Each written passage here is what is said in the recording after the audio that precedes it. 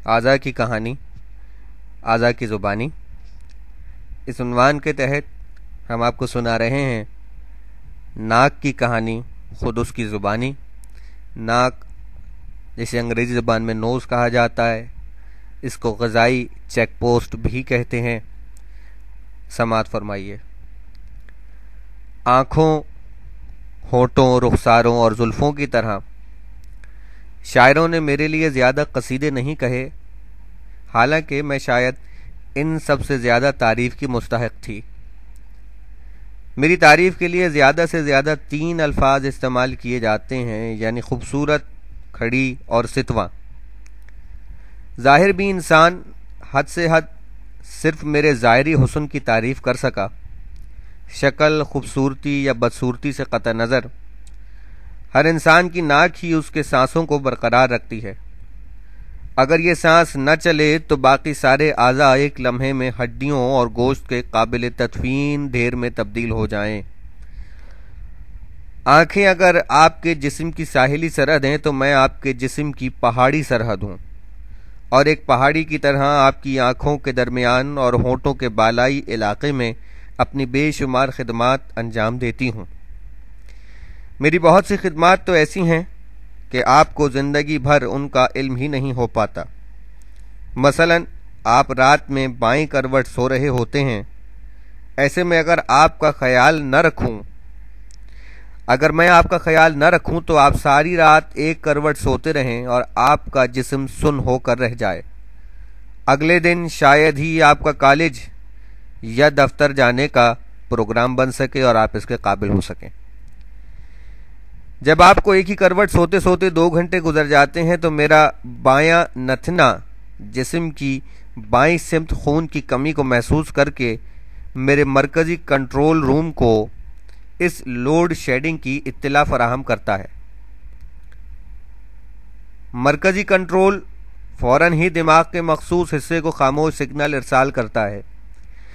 ये सिग्नल मौसूल होते ही दिमाग फौरी एक्शन लेते हुए आपके मुताल्लिक़ा पट्ठों को हिदायत जारी करता है और आप बेखबर सोते सोते खुद ब खुद करवट बदल लेते हैं। अगर आप मुझे ग़िज़ाई चेक पोस्ट कहें तो यह भी गलत ना होगा, क्योंकि तमाम ज़िंदगी मुंह के ज़रिए जो अशिया आपके मैदे में जाती हैं उन्हें सबसे पहले मैं ही चेक करती हूँ। अगर मैं ये खिदमात सर अंजाम न दूँ तो आप सड़ा हुआ मुताफुन खाना और बिसांत भरा पानी आराम से इस्तेमाल कर सकते हैं। नतीजा आप जानते ही हैं। आपके खाने पीने के सारे मज़े मेरी ही वजह से कायम हैं। मज़ेदार खाने की खुशबू जैसे ही मुझे मौसूल होती है तो मैं फ़ौरन ही आपके सालिवरी ग्लैंड को इसकी इत्तला फराहम करती हूँ।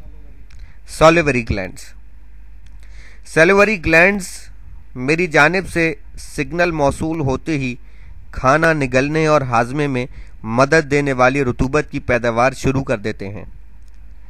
ये रुतूबत चंद सेकंड के अंदर अंदर आपके मुंह, ज़बान, ग़िज़ा की पूरी गुज़रगाह और मैदे तक फैल जाती है। ये रुतूबत ज़बान पर मौजूद नन्हे मुन्ने ग़िज़ाई अज्जा को भी बहा कर ले जाती है, जिसकी वजह से ज़बान पर मौजूद ज़ायक़ों को महसूस करने वाले उभारों की हसासियत बहाल हो जाती है। खाने के इस पुरस्रार ज़िंदगी बख्श अमल की इब्तिदा मेरे ही ज़रिए होती है।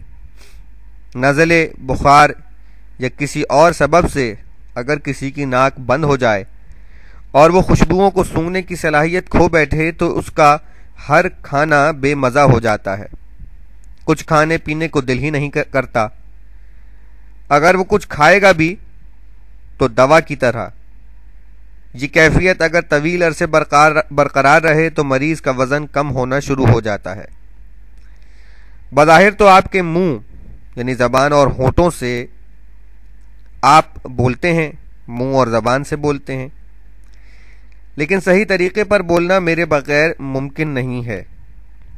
अगर आपका ख्याल इसके बरक्स हो तो अपने दोनों नथनों को चुटकी से बंद करके कुछ बोलने की कोशिश कीजिए।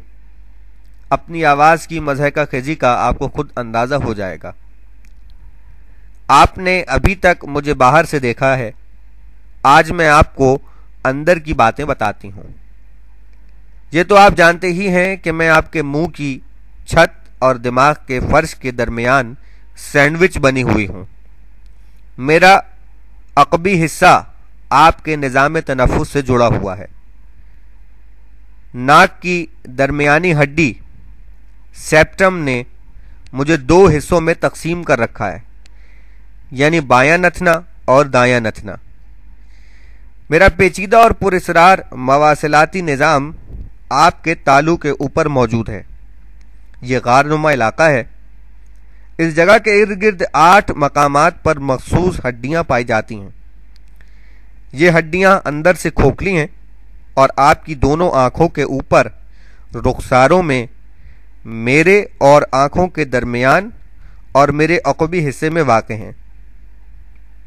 یہ 8 سائنسز کہلاتے ہیں۔ یہ 8 سائنسز آپ کی آواز کو سنوارنے اور اس کی نمی کو حاصل کرنے میں میری مدد کرتے ہیں، جس کے ذریعے میں آپ کے سانسوں کو مرطوب بناتی ہوں۔ آپ کی زندگی کا دار و مدار سانس لینے کے عمل پر ہے۔ کہتے ہیں جب تک سانس تب تک آس۔ آپ زندگی بھر سانس لیتے رہتے ہیں، لیکن دنیا میں آکسیجن کی فراوانی اور اپنے جسم میں موجود نظام تنفس سے بے خبر ہی رہتے ہیں۔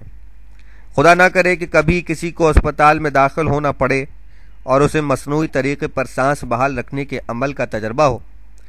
اس وقت انسان کو وقتی طور پر قدرت کے ان انمول تحفوں کی قدر و قیمت کا علم ہوتا ہے جو پیدائش سے بھی پہلے قدرت اسے عطا کرتی ہے اور بالکل بے مفت بے مانگے عطا کرتی ہے۔ میرا سب سے بنیادی کام آپ کو زندہ رکھنا ہے، یعنی آپ کے پھیپھڑوں کو مسلسل صاف ستھری گرم اور مرطوب ہوا کی فراہمی۔ آپ جس دن اس دنیا میں آئے تھے اس دن سے آپ کی پہلی چیخ کے ساتھ میرے ایئر کنڈیشننگ پلانٹ آن ہوئے تھے، پھر یہ ایک لمحے کو بھی بند نہیں ہوئے۔ یہ پلانٹ انسان کی آخری سانس تک مسلسل چلتے رہتے ہیں۔ آپ کو صاف ستھری گرم مرطوب ہوا کی فراہمی کے لیے روزانہ 500 کیوبک فٹ ہوا کو صاف اور گرم کرتی ہوں۔ آپ کے پھیپھڑوں کو جس ہوا کی ضرورت ہوتی ہے اس کی فراہمی کوئی آسان کام نہیں ہے۔ پھیپھڑوں کو اس سے غرض نہیں کہ آپ سیاچن گلیشیئر کے نیچے خون کو منجمد کر دینے والی خشک اور سرد ہواؤں میں کھڑے ہیں۔ انہیں تو ہر وقت 75 سے 80% مرطوب اور 90 ڈگری فارنہائٹ کی گرم ہوا درکار ہوتی ہے۔ پھیپھڑوں کو اس سے بھی مطلب نہیں کہ آپ بھربھری مٹی کے میدان میں ٹہل رہے ہیں۔ انہیں گرد و غبار کے ذرات اور جراثیم سے پاک ہوا ملنا چاہیے۔ آپ اگر گنجان آباد شہر میں ڈیزل کے دھوئیں میں رہنے پر مجبور ہیں تو یہ آپ کے پھیپھڑوں کا مسئلہ نہیں ہے۔ انہیں تو ہر قیمت پر صاف ستھری ہوا درکار ہوتی ہے۔ پھیپھڑوں کی ڈیمانڈ کو نظر انداز کرنا موت کے منہ میں جانے کے مترادف ہے۔ اگر آپ کی ناک نہ ہوتی تو اس ڈیمانڈ کو پورا کرنے کے لیے آپ کو کئی ٹن وزنی ایئر کنڈیشنز کی مدد لینا پڑتی، اور اس شرط کے ساتھ کہ یہ ایئر کنڈیشنر ہر وقت ہر جگہ آپ کے ساتھ موجود رہیں۔ پھر بجلی کی مسلسل فراہمی اور آلات کی نگہداشت ایک مسئلہ ہوتی، لیکن میں یعنی آپ کی ناک قدرت کا عطا کردہ ایک سپر ایئر کنڈیشنر ہوں جو بمشکل چند اونس وزنی ہے۔ میں بڑے سے بڑے قیمتی ایئر کنڈیشنر سے کہیں زیادہ طویل عرصے تک اعلیٰ ترین کارکردگی کا مظاہرہ کر سکتی ہوں۔ مزے کی بات یہ ہے کہ یہ پلانٹ بھی آپ کو بالکل مفت ملا ہے۔ پھیپھڑوں کے لیے